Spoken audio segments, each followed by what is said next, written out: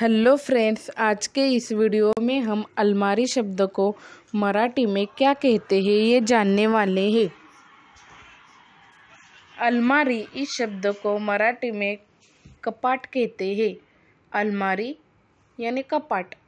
अब हम इसके उदाहरण देखते हैं। वहाँ एक अलमारी होगी, इसका मराठी अनुवाद है तिथे एक कपाट असेल। मैंने उस किताब को अलमारी में रखा है, इसका मराठी अनुवाद है मी त्या पुस्तकाला कपाटात ठेवले आहे। अब आप ऐसे ही किसी भी शब्द का मराठी अनुवाद जानना चाहते हैं तो आप उस शब्द को YouTube चैनल पर सर्च करें और ऐसे ही वीडियो देखने के लिए हमारे study to win education channel को ज़रूर सब्सक्राइब करें और बेल आइकॉन प्रेस करें। धन्यवाद।